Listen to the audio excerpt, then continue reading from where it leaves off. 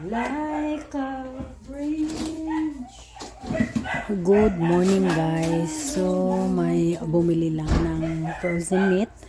As you can see, kumuha tayo sa freezer. Tapos ihatid natin sa bumili. Ayan. Tapos ayun na nga. May bumili guys. May bumili guys. Good morning. Kinagat ako ng lamok sa store. Mag-spray muna tayo doon. Good morning sa inyo guys. Happy Thursday. Mag-spray muna tayo doon guys kasi nangangagat siya. Ito na naman yun.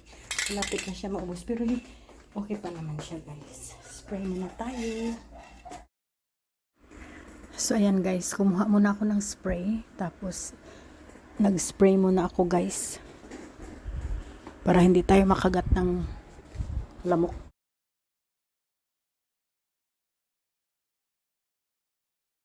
Stay outside. Stay outside. You are not going to come inside. We have our neighbor's dog, the puppy dog. And he is always outside our door. So guys, where are you? Ay, wala na siya. I have to cover daddy's are you going again? Yeah. Okay. Daddy forgot something. He bought the water. What did you buy, babe? Water. Oh, good. Yes. So he's collecting the change for the shop. That's why he's out. Yeah, water. Daddy just bought that one. And a drink. Oh, is it down there? Ayan guys, yan ang shopping ni Daddy. So, his mission is not yet finished because he's collecting the change for the shop. It's very hard without the change in the shop. So we are I went to Mercy and they had trouble finding the change too. I said sorry, no change. that's what I said to you, they're not gonna change it. But the one who's got lots of change, Daddy, the Dundun. They got heaps of change in Dundun. 1,600 change. Plus heaps of tens and fives there. So. Yeah, that one is heaps in the shop. I got nearly 1,000 just there. For the shop only.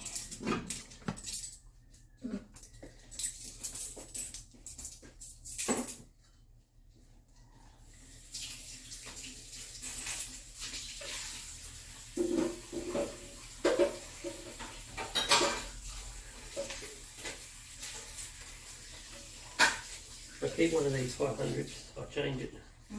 I'll change one of these 500s. Yeah.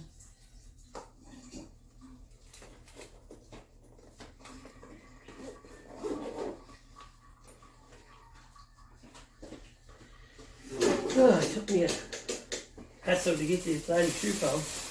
Did ya? The girl can't speak much English, I think. Sir, I think that's all I heard say. 1, 2, 3, 4, 5. I'll take the 5 one because I got the 5 in the shop. This one, I'll give you the 500. I took 500. I already got another 500 there. So it's all for the shop. But this is your money. I give you the 1,000, but I took 900. These are all yours. Don't give it to me. Why? You wanted for the shop, didn't you? Yeah, but I have to pay you back. Or else the food there will go down. Look. We just put there. I will just borrow it when you need it. He's giving me guys free money. Daddy's giving me pesos, not dollars. But this one is already like $15. I just exchanged two. One from me, one from you. Yeah, I'll give you the 500 that, huh? This one here I got. Hello, don't touch that. You cannot touch that one, okay? You just have to sit. Tingnan nyo guys, pinasok ko na lang siya kasi hinahabol niya yung mga customers namin. Bilong yan siya sa next door. Yun ang bahay niya doon sa kabila. So, linagyan ko guys ng baral para hindi siya makapasok dito sa loob. Yan. Kasi marami siyang matatouch kung nasa loob na. So, okay. Mag-organize na naman ako guys later ng shop. So, dyan lang muna kasi kakain muna ako. Ayusin ko to guys. Yan. Ayusin natin yan. Ito, mga lumabas na sa sa mga nila. Yan. I hide him. No. I hide him, Daddy. Yeah, the customer's scared of him. But careful, I'll go and buy a cotton chain so you can chain you up there. So you know, get the customers. Come here, you clean up. Yeah, stay there. Lock, Daddy. Lock, Daddy, lock. So he can't get inside. He just sits there, babe. As long as he doesn't get in the house. He just sits there and he's bored. He sits near the green, Oh, see, you know where your house is? There, that's where you are. Stop scratching. No. No. So guys, pumunta muna kami sa market. Malapit lang naman dito sa bahay. Para na magbili lang kami guys. So, dito na tayo sa highway. Ito yung highway guys, papunta sa market. Ito yung daan na dinadaanan ni Daddy pag may bibilhin siya. Lumabas lang kami guys ni Daddy. Tapos, bumili kami ng ice cream. Ayun kumakain siya ng ice cream. Ayun. Daddy, show your ice cream. There. Ito yung cornetto. Ako naman guys ay may rainbow din ako na cornetto. Mahal ito guys. Kasi binili namin to sa yan. Ayun. Mahal siya sa sa 7-Eleven kami bumili. Tapos ito yung bag na ginagamit ko lately. Kasi pag gumamit ako ng malaking bag, palagi akong ini-inspection sa sa mall. So, dapat maliit na bag yung dalhin ko para hindi ako inspectionin all the time. Nakakainis. Panay ang bukas-bukas ko ng bag ko na wala namang laman. So, anyway, hindi nila talaga kasi nakatingin lang naman sila kung anong kalat sa bag. One day, linagyan ko ng pera lahat yung bag ko sa itaas. Tapos binuksan ko sa SM yun. Yung security guard ang tingin talaga na ang haba. Sa isip ko lang, linagay ko yan dyan para makita mo. Pero bumili kami something, binayad ko din. Anyway, ito na yung resibo natin. So, doon na lang ako siguro sa shop mag-unboxing ng binili natin. Sige. So, ito guys, lalagyan lang muna natin sila ng mga prices para na hindi tayo malito. It's better na may prices sila guys kasi pag iba ang magbantay ng store, at least may price sila bawat isa. Ayan, so maglagay lang muna tayo ng prices at maglinis na rin tayo ng mga stocks at saka mag-rearrange na rin tayo ng kung anong dapat ikunin sa mga stocks at saka anong dapat kakainin namin sa loob ng bahay yung ayaw namin ibinta. Okay pa naman siya pero kami na lang ang okay, guys. Kain or use.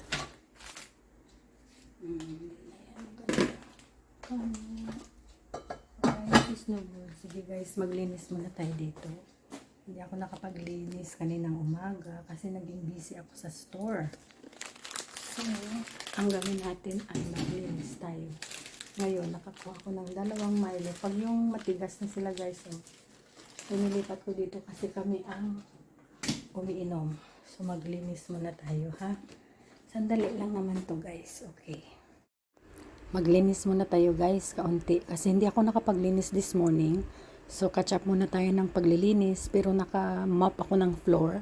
At saka naka-vacuum this morning. Pero hindi ko nalinisan yung kitchen. Hindi naman guys marumi. Pero marami lang siyang plates. So, ayan. So, guys, ayan. Tapos na tayo maglinis. Tapos na tayo ng plato and all. So, ayan. Ilalagay ko lang yung bracelet. Australia pa to guys, galing ng bracelet. Dala-dala ko pa dito. Yung mga hindi ko nagagamit na mga jewelries ko, nagamit ko na siya kasi sa trabaho, hindi kami allowed mag-jewelry sa work. So, kaya hindi ako gumagamit ng mga alahas nung nasa Australia ako pag lumalabas lang, which is minsan lang guys. So, ayan, tapos na tayo ng work natin. So, kakain ako guys. Kainin ko ito. And then, kakain ako ng ano ba yan? Mangustin. Tapos, yun ang lunch ko guys. Minsan may nagluluto ng ulam. So today, walang nagluto sa subdivision. Tapos kasi yan sila sa homeowners buy and sell. So today wala. Ako din guys, nagpo-post din ako ng mga binibenta ko dyan kasi yung ibang sites sa subdivision hindi nila alam na may nandito sa loob ng subdivision, so hindi na sila magbayad ng pamasahe sa tricycle, which is very expensive. 20 pesos one way, so 40 pabalik, tapos ang bibilhin mo isang bagay lang, so mahal na din. So dito sila bumibili. So I try to complete ang mga ibibinta ko para na hindi sila mahirapan na kung saan pa sila pupunta. So, ayan. Babaan na natin. So guys, ayan na, late yung lunch ko guys. Siguro mga 2 o'clock na to guys. Kain muna tayo. At sa store na lang ako kumain kasi pag may bumili, ready na ako magbantay. So guys, ayan. Katatapos ko lang kumain at parang babagsak na talaga guys ang ulan. So mga 2:00 na ng hapon. So ayan, katatapos ko lang kumain guys ng lunch. Anyway, so ayan na yung vlog natin for today. Ayun. At saka na-update na kayo namin ng day namin for today, 'di ba? So ito yung life namin sa Pilipinas. Chill, tapos may kaunti kaming sari-sari store. So pag if you are asking how we feel to own a sari-sari store, if we're still able to enjoy, yes, we are still able to enjoy. And the main thing is guys, when we arrive here in Philippines and it's like after 6 months, we sort of like doing the same thing all the time.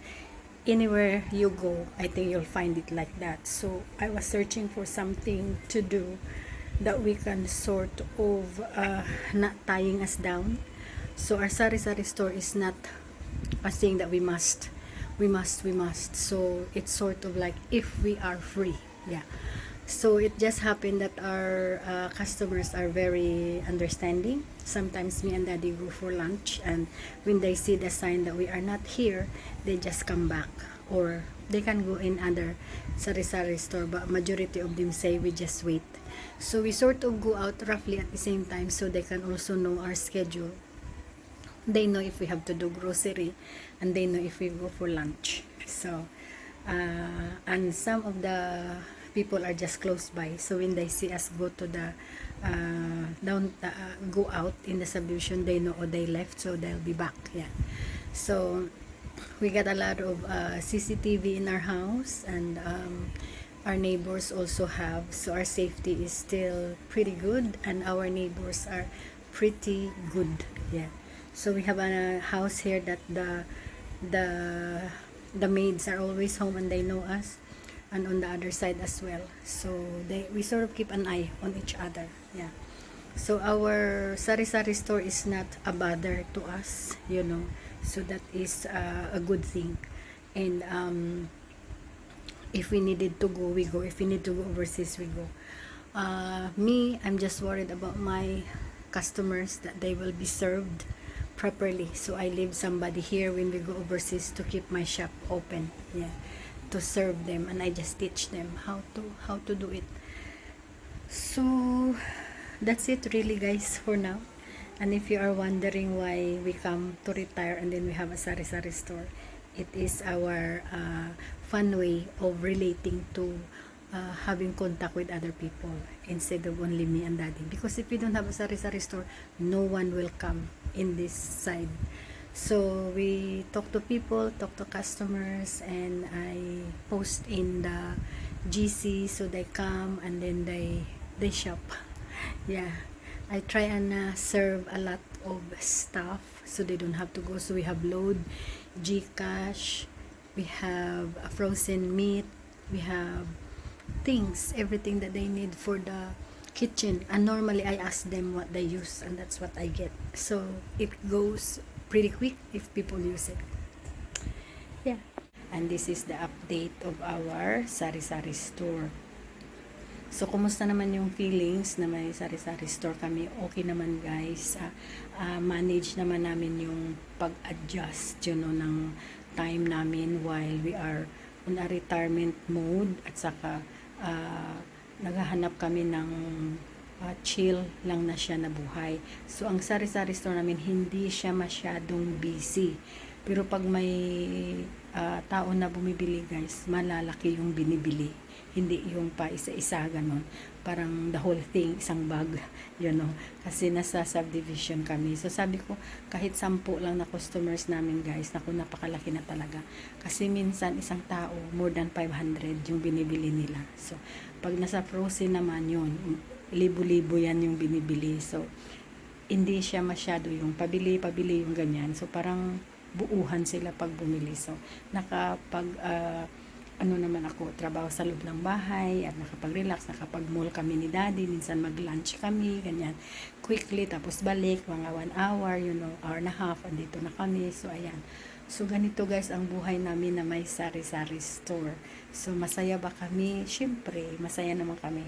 May income ba kami? Maliit, pero ang kapital namin hindi nawawala, which is very good. So ayan, ito guys, this is our life in Philippines with the sari-sari store. So we shall see you guys in our next vlog. Sana nag-enjoy kayo sa day namin and hope nakasubscribe na kayo. We'll see you guys in our next vlog. Bye! Thank you for watching. Bye-bye now.